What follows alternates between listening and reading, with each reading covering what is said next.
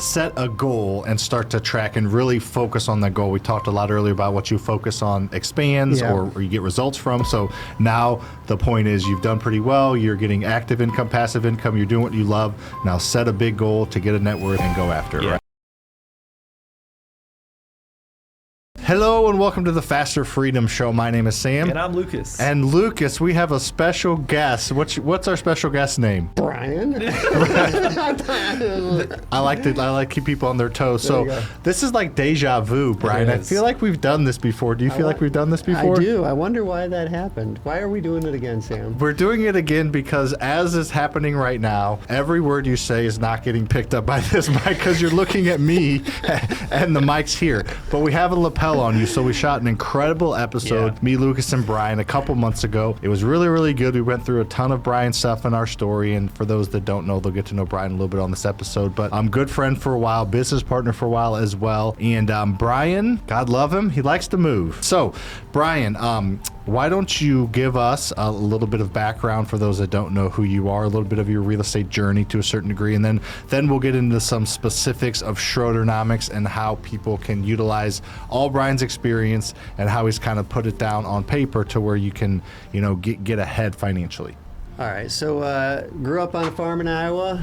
Enjoyed farming. I'm going to visit my parents this coming weekend in Iowa. They're still there. All right, so grew up in a small town, which is what is Iowa, is a small town farm boy with dreams of being a pro wrestler, right? That's pretty pro much football it. player was your original dream. Well, I love football, but so anyway, I was a wrestler because I wasn't going to make it too far in football, but wrestling I could go for a while. So I wrestled in college. Got a degree because you go to college, they say you got to pick a degree. I didn't really go to college to get an education. I went to college to wrestle, but you got to get a degree. So I got a degree in airospace engineering, and it just sounded that one. It just sounded fun. Hey, it's at the top of the list. So I went to work for McDonnell Douglas, which is now Boeing. I did not like sitting in a cube, so 6 months after I was there, I knew it wasn't for me. So I figured out, what do I want to do? Where can I find some more freedom in my life? And real estate was it. So became a real estate appraiser because I didn't know how to make a living as a real estate investor. And while I was appraising, I kind of figured it out and eventually went into investing full time. Started Faster House in 2002, so 22 years ago. Yeah, this November, right? Yeah. Find a vocation, a job, something to do to make money that you love. And my quick note I had on here before you dig into your stories, Brian, is I think with technology these days, it's easier than ever before. Like if you love teaching, Pilates or dancing, like you don't have to open up a studio. You can start an online YouTube and then get subscribers, and then you can utilize technology. We can do it from your house. So I think it's easier and your overhead can be less, and it's just a lot easier to start most businesses these days with technology than it was 10, 15, 20, 30 years ago. Yeah, well said. I 100% agree. And, we kind of already talked about this a little bit when you were asking about my story. But, I just encourage people to find what they're passionate about and take some time to think about that. I think most of us just kind of let life happen to us. And that's what I did, that's why I got a degree in aerospace engineering. I don't want to be an aerospace engineer. I never really wanted to be one. But I got a degree in it, and then I went and got a job with it. But I think it's because a lot of us don't know what the heck we want to do. Yeah. So I guess we got to experiment. Yeah, exactly. We don't know what those jobs actually mean until you're in it. Sounds cool. Right. But once you're in it in the day-to-day, it's so much different than we envisioned. Yeah. Right? Yeah. Even like probably the coolest jobs in the world, I don't know, whatever the coolest job is to you, it's a lot different when you're in it day-to-day. So it takes some experimenting to kind of figure out what that is. Yeah. But I just encourage people to, if you're not happy with what you're doing, try something else. You know, you don't have to stay there. You have the courage to just step out and figure out what do you really enjoy doing, and try to make a living doing that. Yeah. So you need courage and clarity, I feel like. There you go. Awesome. All right. Step number 2: spend less than you earn. Talk a little bit about that. Well, right out of college, I'm just tell a couple stories from right out of college. Right out of college, I don't know if I'm curious what you guys did, but I started spending more. I just started spending money. In high school and in college, I didn't spend that much money because I didn't have any. I really didn't. So, but after I got my first real job, and I moved away from home and stuff, first thing I did is I bought a car. Now, the first car I bought was like about a 4 or 5 year old Buick, and I don't know why I bought that our car, to be honest with you. I just literally went to a car dealer one day because I needed a car, and I just bought something. Yeah. And I don't remember what I paid for it, but I had payments on it and stuff. I was making payments and stuff. And then it wasn't more than about 4 or 5 months later, a buddy of mine, the guy that sat right across the cube from me at McDonnell Douglas, he bought a brand new Mitsubishi Eclipse. Yeah. You guys remember? You guys yeah. remember? Yeah. I like those Mitsubishi Eclipse. I did too. Yeah. I did too. And his name was Shane, a good friend of mine. Shane pretty much started, same Shane as theirs. They're different Shane, but same name. But anyway, he didn't make any more money than I did because we all made roughly the same amount of money. All of us engineers that started about the same time. I thought, damn, if Shane can afford to buy an Eclipse, I can too. So I went out to get an Eclipse. I just bought a car, but I went out to get an Eclipse, and they were all out. I couldn't get one, but the Eagle Talon was basically the same car as the Mitsubishi Eclipse. So it was like Ford and Lincoln, or exactly. What's the other one? Toyota Lexus and Toyota. Yeah.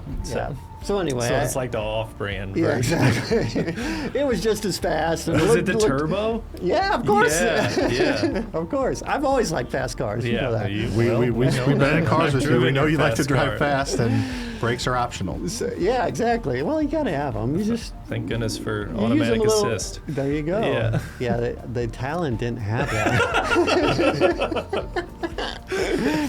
But anyway, I bought this Eagle Talon, and I traded in my Buick for it, and I owed more on the Buick than it was worth. So after I got the Talon, not only did I owe more than the Talon, anyway, I traded in my negative equity on my one car for this other car. So even more negative equity. Exactly. And then as soon as I drive off the lot, I'm sure it was worth a lot less. So the transition for me from cash flow to really creating wealth was, I had a lot of, I'm going to call them C-type neighborhoods for rentals.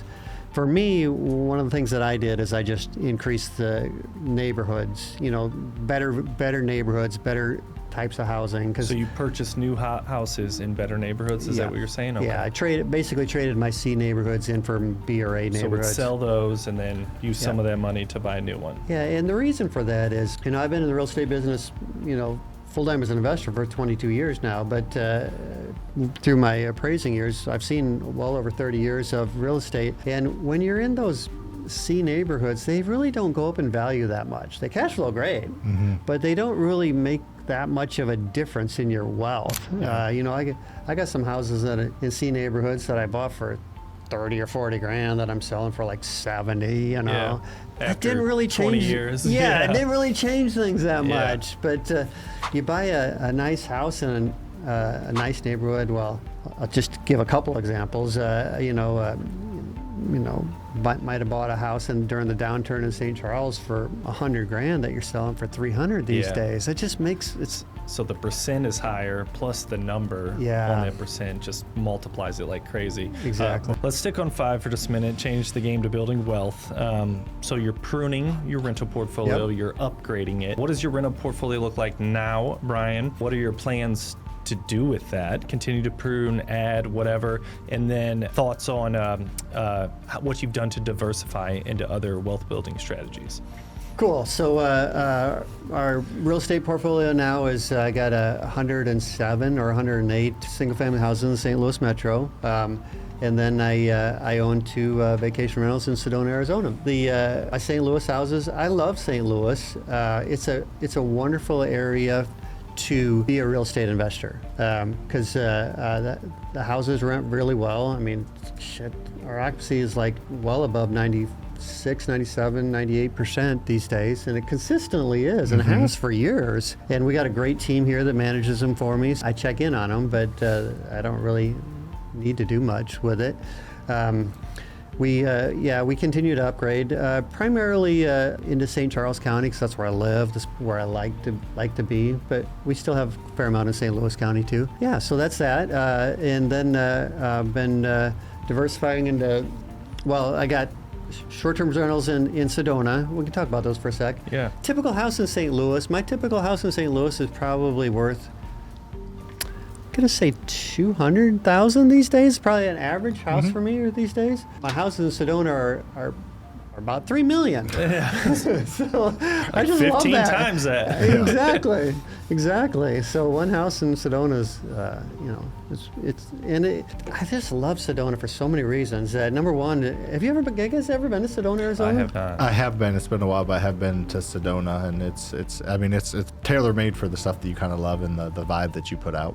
It is my vibe. That's a good way to say it, Sam. I love it there personally, so I love hanging out there because the mountain biking and the hiking and just the vibe of the people there is my vibe. You know, it's a cross between hippies, rich hippies, and vacation people and people that just kind of love the woo-woo world. Thanks for watching. We appreciate it. Make sure to hit that like button, comment with something you learned, and make sure to subscribe to this channel. We give away more free advice on how to create wealth based on things we actually do every single day than any other channel on YouTube. Make sure to share this with a friend because our mission is to inspire you to think differently about freedom.